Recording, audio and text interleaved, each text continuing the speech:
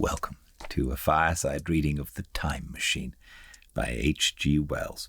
Chapter 2, The Machine. The thing the time traveller held in his hand was a glittering metallic framework, scarcely larger than a small clock, and very delicately made. There was ivory in it, and some transparent crystalline substance.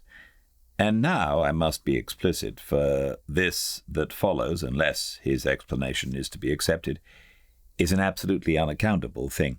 He took one of the small octagonal tables that were scattered about the room and set it in front of the fire, with two legs on the hearthrug.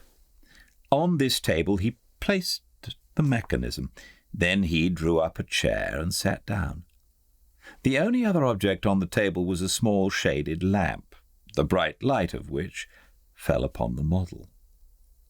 There were also perhaps a dozen candles about, 2 in brass candlesticks upon the mantel and several in sconces, so that the room was brilliantly illuminated. I sat in a low armchair nearest the fire, and I drew this forward so as to be almost between the time traveller and the fireplace. Philby sat behind him, looking over his shoulder.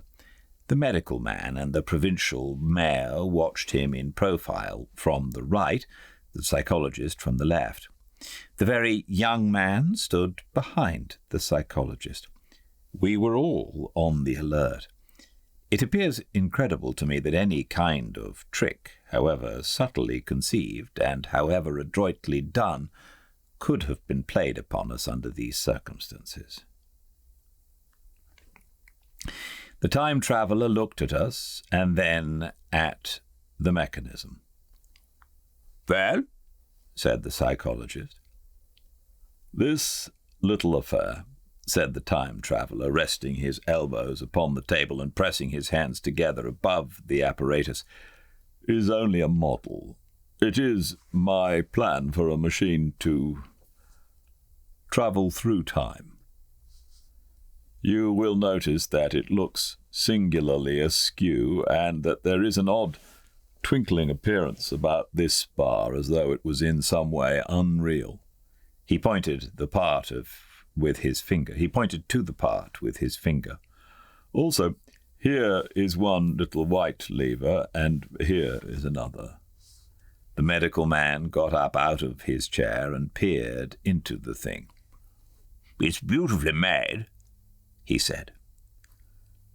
"It took 2 years to make," retorted the time traveller. Then, when we had all imitated the action of the medical man, he said, "Now I want you clearly to understand that this lever being pressed over sends the machine gliding into the future, and this other reverses the motion. This saddle represents the seat of the time traveller. Presently I am going to press the lever, and off the machine will go. It will vanish, pass into future time, and disappear. Have a good look at the thing. Look at the table, too, and satisfy yourselves that there is no trickery. I don't want to waste this model and then be told I'm a quack." There was a minute's pause, perhaps. The psychologist seemed about to speak to me, but changed his mind. Then the time traveller put forth his finger towards the lever. "No," he said suddenly. "Lend me your hand." And turning to the psychologist, he took that individual's hand in his own and told him to put out his forefinger, so that it was the psychologist himself who sent forth the model time machine on its interminable voyage. We all saw the lever turn. I'm absolutely certain there was no trickery. There was a breath of wind, and the lamp flame jumped. One of the candles on the mantel was blown out, and the little machine suddenly swung round, became indistinct, was seen as a ghost for a second, perhaps, as an eddy of faintly glittering brass and ivory, and it was gone, vanished. Save for the lamp, the table was bare. Everyone was silent for a minute. Then Philby said he was damned. The psychologist recovered from his stupor and suddenly looked under the table. At that, the time-traveller laughed cheerfully. "Well," he said, with a reminiscence of the psychologist. Then, getting up, he went to the tobacco jar on the mantel and, with his back to us, began to fill his pipe. We stared at each other.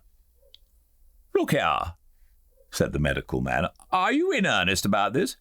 Do you seriously believe that machine has travelled into time?" "Certainly," said the time-traveller, stooping to light a spill at the fire. Then he turned, lighting his pipe, to look at the psychologist's face. The psychologist, to show that he was not unhinged, helped himself to a cigar and tried to light it uncut. "What is more, I have a big machine, nearly finished in there." He indicated the laboratory. "And when that is put together, I mean to have a journey on my own account." "You mean to say that machine has travelled into the future?" said Philby. "Into the future or the past, I don't for certain know which." After an interval, the psychologist had an inspiration. "It must have gone into the past, if it has gone anywhere," he said. "Why?" said the time-traveller. "Because I presume that it has not moved in space, and if it travelled into the future, it will still be here all this time, since it must have travelled through this time." "But," said I, "if it travelled into the past, it would have been visible when we came first into this room, and last Thursday when we were here, and the Thursday before that, and so forth." "Serious objections," said the provincial mayor with an air of impartiality, turning towards the time-traveller. "Not a bit," said the time-traveller, and to the psychologist, "You think you can explain that its presentation below the threshold, you know, diluted presentation?" "Of course," said the psychologist, and reassured us. "That's a simple point of psychology. I should have thought of it. It's plain enough and helps the paradox delightfully. We cannot see it, nor can we appreciate this machine any more than we can the spoke of a wheel spinning or a bullet flying through the air. If it is travelling through time 50 times or 100 times faster than we are, if it gets through a minute while we get through a second, the impression it creates will, of course, be only 1/50th or 1/100th of what it would make if it were not travelling in time.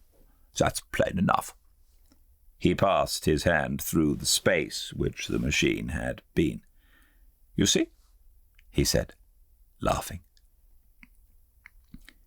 We sat and stared at the vacant table for a minute or so, and then the time-traveller asked us what we thought of it all. "It sounds plausible enough tonight," said the medical man, "but wait until tomorrow. Wait for the common sense of the morning."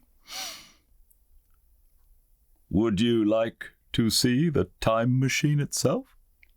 asked the time-traveller, and therewith, taking the lamp in his hand, he led the way down the long, draughty corridor to his laboratory. I remember vividly the flickering light, his queer broad head in silhouette, the dance of the shadows, how we all followed him, puzzled but incredulous, and how there in the laboratory we beheld a larger edition of the little mechanism which we had seen vanish from before our eyes. Parts were of nickel, parts of ivory, parts had certainly been filed or sawn out of rock crystal, The thing was generally complete, but the twisted crystalline bars lay unfinished upon the bench beside some sheets of drawings, and I took one up for a better look at it. Quartz, it seemed to be. "Look here," said the medical man. "Are you perfectly serious? Or is this a trick like that ghost you showed us last Christmas?" "Upon that machine," said the time traveller, holding the lamp aloft, "I intend to explore time. Is that plain? I was never more serious in my life." None of us quite knew how to take it. I caught Philby's eye over the shoulder of the medical man, and he winked at me solemnly.